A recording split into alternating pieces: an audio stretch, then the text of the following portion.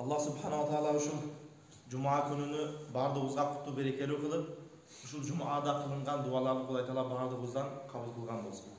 Peygamberimiz Aleyhisselam hadislerinde aytadi, bu Cuma gününde bir vakit var. Bирок кайсы убакыт экенин айткан эмес Пайгамбарыбыз алейхиссалам. Бир убакыт бар, ким ошол убакытта Аллахка дуа кылып, эгер ошол убакытка туура келе турган болсо, дуалары кайтарылынбайт дейт. Ошол жума ушундай берекелүү күн экен. Эгер жума күнү кайсы убакытта болсо, дуа кылсак, эгер ошол убакытта туура келип калган болсок, иншаллах дуабыз кабыл боло турган убакыт бар экен жуманын ичинде.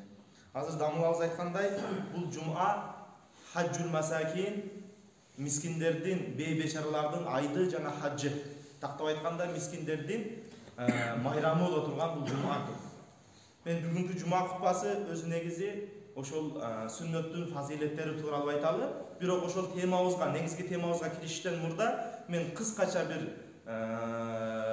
көйгөйлүү маселе менен сиздер менен бөлүшүп кетейин деп атам.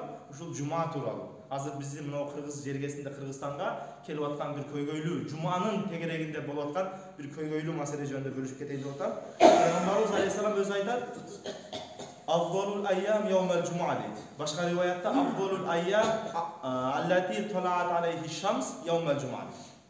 Күндөрдүн эң жакшысы бул жума күнү дейт Пайгамбарыбыз саллаллаху алейхи ва саллям өзүнүн хадисинде. Күндөрдүн эң жакшысы жума күнү деп Пайгамбарыбыз алейхиссалам айтып кетти. Бирок азыр Кыргызстанга ушундай нерсе келип атат. Чорный пятница деп алып туруп, ошол Чорный пятницанын негизине тактап айтканда бизче которгондо эмне кара жума. Жуманы биз эң абзел, эң жакшы күн деп аткан болсок, бир гайри диндердин, динсиздердин биздин элге ушул сиңирип аткан ой пикири ушул болуп атат. Чорный пятница деп туруп, кара жума деп туруп, ошол күндөрү ар кандай 50% же 20% скидкаларды кылып, ошондой бир арзандатууларды кылып, элди ошол жуманы берекелүү жума деп атоодон Чорный пятница, кара жума деп атоого өткөзгөнгө аракет кылып атышат. Ушул нерсе бизде Кыргызстанда азыр келип, Бишкекте көрдүм, Ошто көрдүм, интернет тармактарынан чыгып калды да рекламалары. Анан эң кызыгы, эң бир өкүнүчтүү нерсеси, мейли гайри дин го, мейли ага сөз жок. Динсиз баары динсиздигини кылат.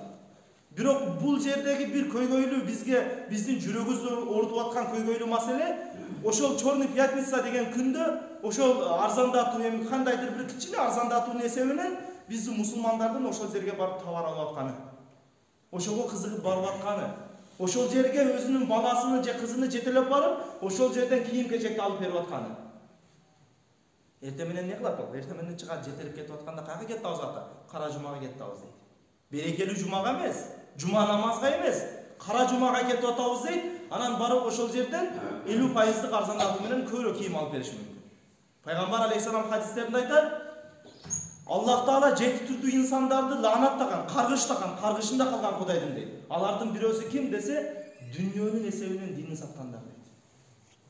Дүйнөнүн эсебинен динди саткан инсандар Кудай Таала аларды өтө катуу каргыштаган. Эми ошол жерге барып кийим алып аткандыгы, ошол жуманы туура эмес мания түшүндүрүү максатында ачылган жерге барып кийим-кечек сатып алып аткан инсандарды, анан дүйнөнү деп динди сатпаган деп кимди айтабыз анан? Ошолорду айтпаса. Этият кылайлы. Балдарыбызга ошондой бир түшүнүк келип калбасын биздин балдарыбызга. Мына аксакалдарыбыздын дуасы менен, ошо аксакалдарыбыздын мээнети менен биз азыр жума күнү кандай күн десе, жума күнү берекелүү күн. Бири-бирибизге интернет тармактарында деле, же бир WhatsApp же болбосо чалганда деле, жумаң берекелүү болсун деп бири-бирибизди куттуктайбыз. Көрүшкөндө деле жумаң берекелүү болсун деп бири-бирибизди куттуктайбыз. Бирок ошол аксакалдарыбыздын мээнети менен ошол келген нерсени азыр биздин мээнетибиз менен азыркы учурдагы эрте балдарыбыз кара жума деп түшүнүп калбасын. Эртең балдарыбыз чоңойгондон кийин бул берекелүү жума эмес, кара жума деген түшүнүк алардын сезимине кирип калбасын. Ошол жерден кандайдыр бир кичине болгон бир 200 сом, 100 сомдук арзандатуунун сезимине. Этият кылайлы, андай нерселерге катышпайлы, узак кылайлы өзүбүздү. Кудай Таала бардыгыбызды ушул жума күнүнө эрте аталарыбыз, андан алдыңкы алымдар, андан алдыңкы Пайгамбарыбыз алейхиссаламдын сахабалары кандай берекелүү түшүнүп, ушул жума күнүндө кандай жуунуп, тазаланып жумага келе турган болсо, бизге дагы, биздин урпактарыбызга дагы ошол нерсени насип кылган болсун.